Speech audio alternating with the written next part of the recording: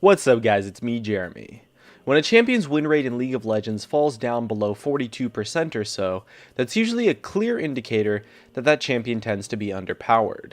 As we count down the list, keep in mind we'll only be looking at win rates from Season 1 onwards, and that the win rates I provide may not be exact, but are estimates within 1% or so it is safe to say that they're accurate enough. As well, we'll only be looking at win rates that lasted for at least a week. Let's get started. Number 10 is Release Lucian at 38% on patch 3.10. With a fairly low damage kit and extremely high mana costs, Lucian suffered a lot on his release as a champion.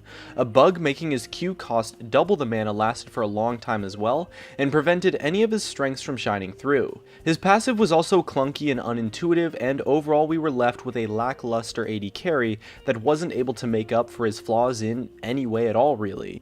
His time in the spotlight came eventually after buffs to his passive, Q, and mana regen, as well as some bug fixes, which finally bumped up his weaknesses just enough to give his power a chance to really shine through.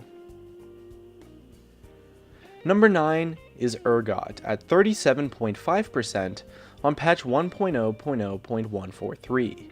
After receiving a massive nerf that lowered not only his damage but his range on his Q, E, and ultimate, Urgot's laning power and pick potential hit rock bottom, as what made him a strong pick was completely gutted on that patch. He would go on to be one of the consistently lowest win rate champions for about 2 years or so, and that consistency resulted in Urgot becoming the brunt of community jokes and the go-to comparison for any underpowered champion, until he was buffed significantly in Season 5 and came back as a strong solo laner and a reasonably strong AD carry.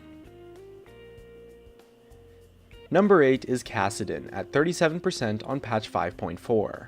After being overpowered as hell for about a year and going through a crazy number of nerf cycles, Kassadin received a nerf to the range on his ultimate that completely destroyed his entire kit. The range went down by a bit over 35% and ruined a lot of the techniques that made him a powerful champion. Most weren't too unhappy about this change, as Kassadin had been a pretty dominant force for a really long time, but it goes to show what happens when you take away what makes a champion strong. His already exploitable weaknesses became impossible to recover from, and even after a few buffs, he's still a somewhat weak champion today. Number 7 is Karma at 37% as well. She maintained this low win rate consistently across several patches before her rework, and it proved how necessary her rework was. A lot of people might remember the old Karma as a champion that wasn't necessarily that bad, and had a pretty cool kit with the mantra interaction, but she definitely failed to find an identity in a team and struggled in finding her optimal position and strengths over other champions. Her kit lacked strengths as a whole and didn't have too many tools to outplay opponents, and to top it off, her supportive kit was chock full of unhealthy design, so buffing her was pretty much out of the question until she could receive a full rework and became a much stronger champion. Number 6 is Tahm Kench at 36.5%.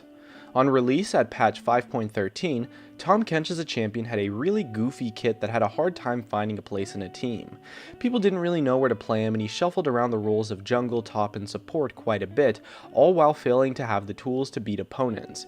He didn't really have anything going for him, with his passive being unreliable due to having a short duration, and most of the strengths in his kit being extremely difficult to take advantage of.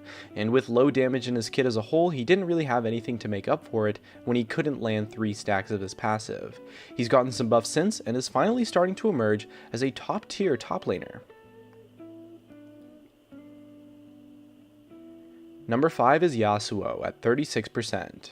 Release Yasuo on patch 3.15 wasn't necessarily weak, but he was riddled with bugs and his kit was filled with clunky mechanics and counterintuitive elements. Sometimes his wind wall would even block his allies' skill shots, and his kit as a whole had a really hard time coming together the way it does now. He was super difficult to use and had weird animations and nuances in his kit, and as a result he was incredibly difficult to play, so hard that his kit as a whole was a lot weaker, and executing some of the tougher mechanics we see now was basically impossible. After some quality of life buffs and improving the functionality of his kit as a whole overall, he became one of the best champions in the game off of the back of his ridiculously overloaded kit. Number 4 is Evelynn at 34.5%. Similar to Karma, this version of Evelynn lasted for a long time, about a year in fact, around most of Season 2 after Evelynn had received one of the biggest nerfs ever. Her kit was insanely underpowered, and she had a really hard time finding an identity, and more importantly, finding strengths to take advantage of. To top it off, just like with Karma, her kit was so unhealthy that the chance of her getting any buffs up until her rework was basically zero, since she was such an unfair champion if her kit was in a state that was strong enough to be relevant.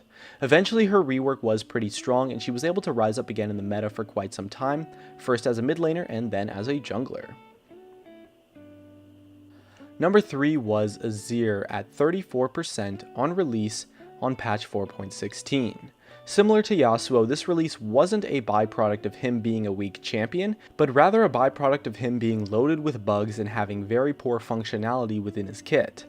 With a kit as complex and intricate as Azir's, one error from a bug or just general clunkiness in his kit can ruin an entire combo, not to mention how easy it was to just straight up walk through his ultimate half the time. In the next patch, he received literally 20 bug fixes and would go on to receive a few small buffs until becoming the best mid lane champion in the game for quite some time. Number 2 is Bard at 33.5%. Bard on release at patch 5.5 is the clear opposite of Azir and Yasuo in that he had more than enough utility in his kit, but his incredibly high cooldowns, low damages, low stats, and a weak passive led to him being a ridiculously underpowered champion.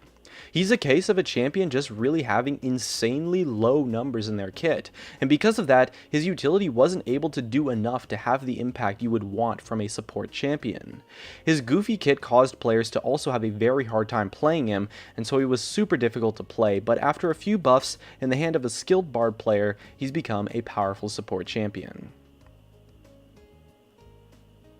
And number 1 is Syndra at a whopping 27%.